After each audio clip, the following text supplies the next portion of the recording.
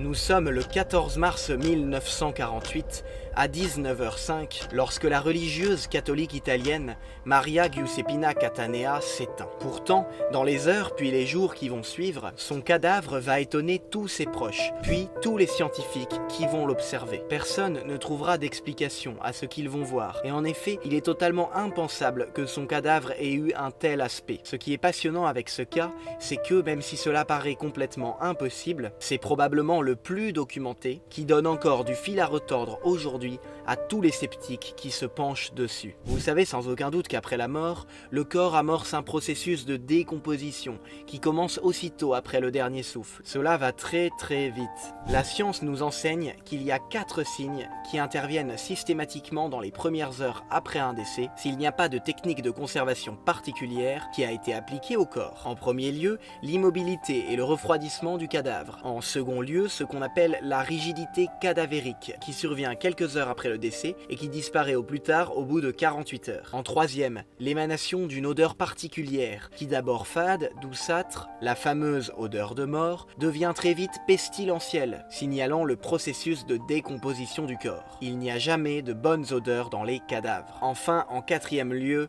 la décomposition ou putréfaction du corps qui, dès que cesse la rigidité cadavérique, s'amorce au niveau de l'abdomen pour s'étendre rapidement à tout le corps. Bien sûr, ces signes de la mort évoluent de façon variable, suivant la température, l'humidité ambiante, les causes du décès, etc. Mais ils se produisent toujours suivant le même schéma et très rapidement si rien n'est fait pour enrayer ce processus. La bienheureuse Maria Giuseppina Cattanea, carmélite napolitaine, s'est donc éteinte ce dimanche 14 mars au soir, après une vie entièrement tournée vers Dieu et les autres. Il faut dire qu'elle est décédée au terme de souffrances atroces, assumée dans une offrande héroïque. Atteinte de sclérose en plaques et d'autres maux qui la minaient depuis une quinzaine d'années, elle a succombé des suites d'une gangrène foudroyante qui, dégénérant en multiples phlegmons, avait réduit son corps à l'état de ruine. Le premier fait surprenant survient 1 heure après la mort. Lorsque les sœurs qui vont arranger la dépouille mortuaire constatent avec surprise que les linges qui entouraient la gangrène, imbibés d'humeur et de pus depuis la veille, n'émettent plus aucune odeur. Mais,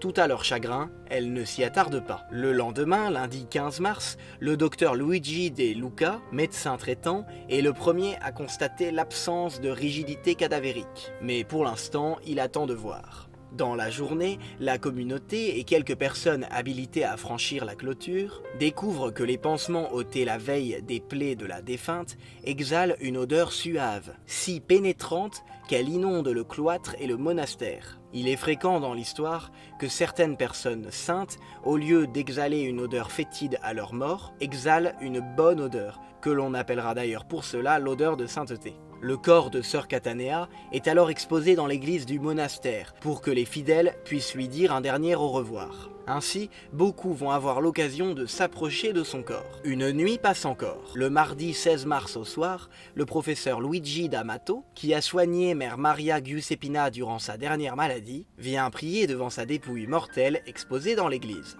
Il est alors estomaqué et enregistre avec un confrère, le docteur Milone, le caractère exceptionnel et scientifiquement inexplicable de la conservation du cadavre. Phénomène que n'ont même pas remarqué les religieuses. Le processus cadavérique n'a pas débuté.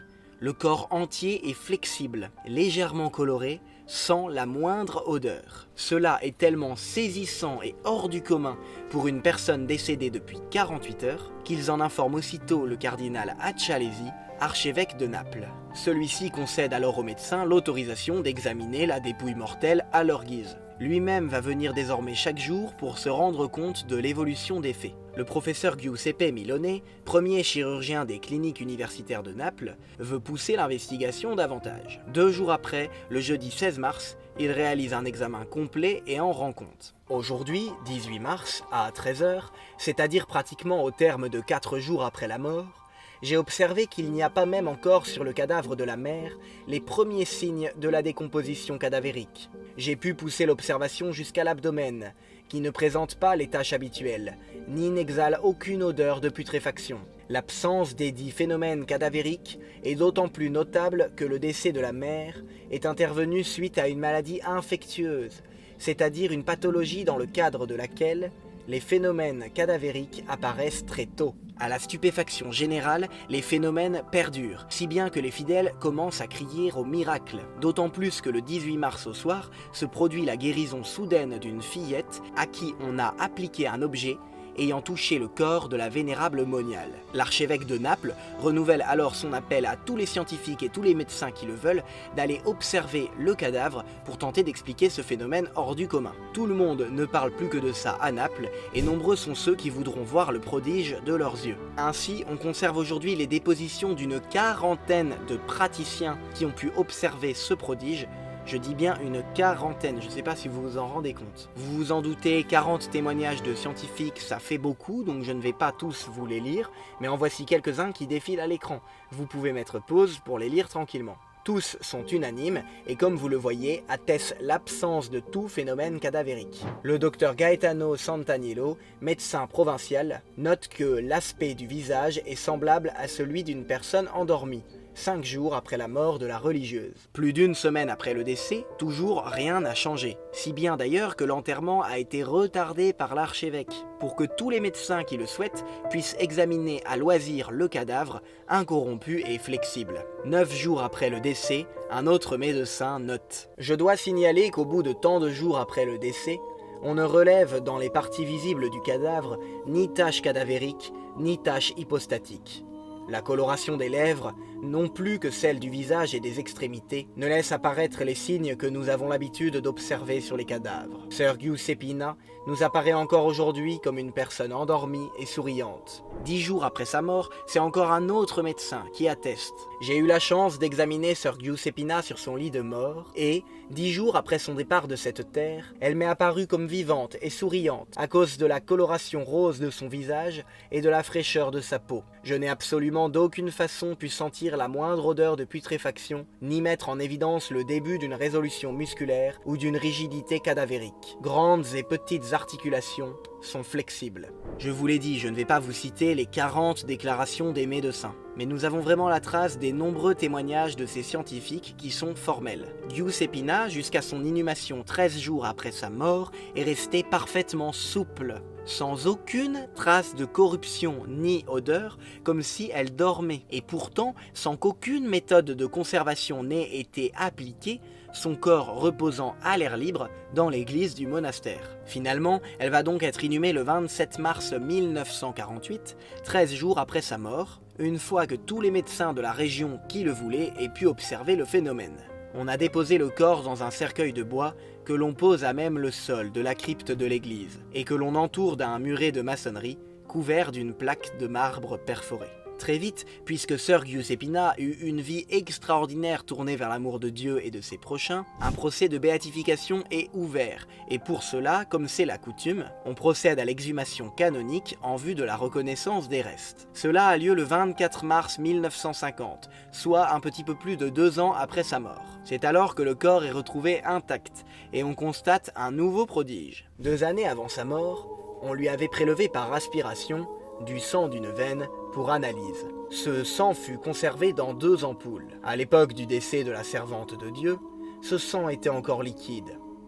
Au moment de l'inhumation, les 2 ampoules furent déposées dans le cercueil à côté du corps. 2 ans plus tard, on procéda à la récognition du cadavre et le sang fut trouvé encore liquide dans les ampoules. Tout ceci a été attesté par le docteur Luigi De Luca, par le père Romualdo Carme Deschaux et par tous ceux qui furent présents à l'exhumation. Je voulais vraiment vous parler de ce cas exceptionnel, car il est assez récent et remarquablement documenté. Il a l'avantage de présenter presque tous les phénomènes extraordinaires susceptibles de survenir après le décès d'une personne morte en réputation de sainteté. L'absence de rigidité cadavérique et du processus de décomposition, les bonnes odeurs surnaturelles, la conservation post-mortem du corps et même du sang. Il est rare de voir réunis en une seule personne autant de signes manifestes. C'est sûr que ce cas, comme beaucoup d'autres miracles, est malheureusement très peu connu. En effet, ce n'est pas le genre de choses que l'on entend aux 20h dans notre monde qui n'a plus la foi, et ce n'est pas le genre d'informations que l'on peut trouver en 2-3 clics sur internet.